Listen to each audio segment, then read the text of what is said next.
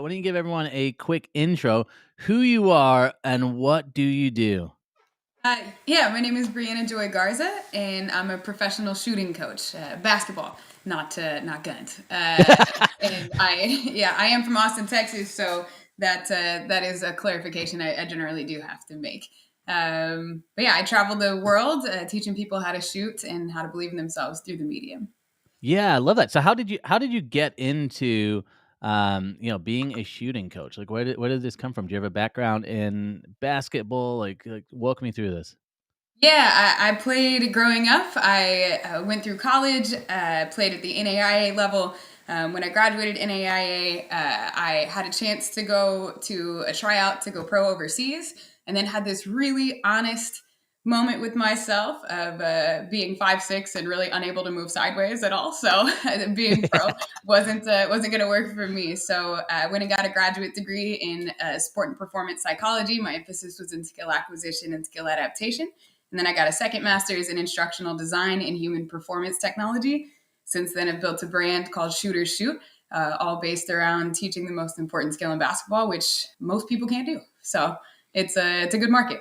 No, I love that. And so you've got hundreds of people around the globe that are signed up like working for you. So how did you kind of grow that brand? Like what are some of the secrets to that success?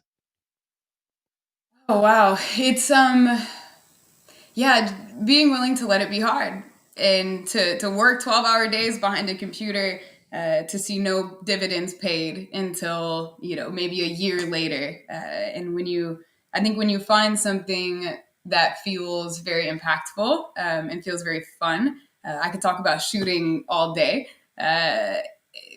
When you find that thing that's worth struggling for, then I think that's the secret sauce. No, I love it. I love it. Why don't we cue the video here? We have a video of you actually in action, and this is pretty remarkable here. So, team, do we have the video?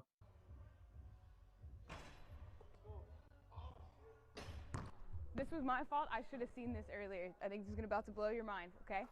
So you do this thing where you come up and then you collapse this angle of your arm right here. You come up and you collapse this. So that's undoing the work you've already done when you're starting up. Okay, so I want you to, everything we've talked about, I do want you to focus on your legs, but I want you to just focus on coming up and not allowing this to collapse at all, okay? Yeah, just not necessarily further, but like just this here, like see how I can move it up and it doesn't collapse, right? It doesn't come backwards. Like if you had an egg right here, don't break it. Yeah.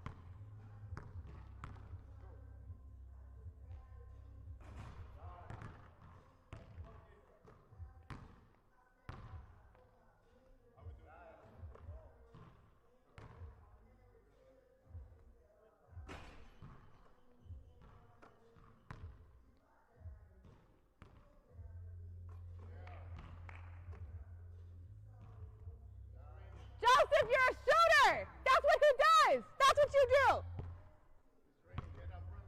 Ah!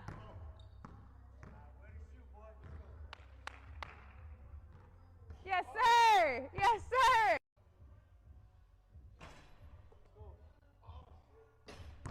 This was my fault. I should have seen this earlier. I think this is gonna. There we go.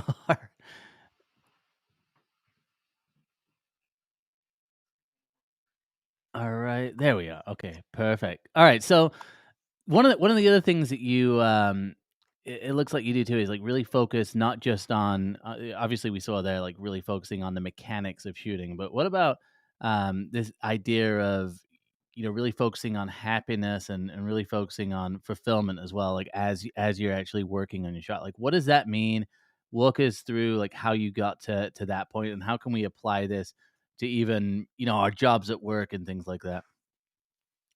Yeah, I think you all talked through Surge. I think it was talked through having difficult conversations, Yeah. right? And how do we do that? How do we strategize that? And this is the same way when you're training an athlete when their shot is broke. Like we have to find a way to communicate.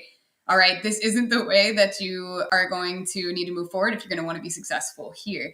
And I think successful people have difficult conversations. Successful coaches have difficult conversations. And the strategy that I use really in any type of feedback is giving people truth with love and never making them feel small.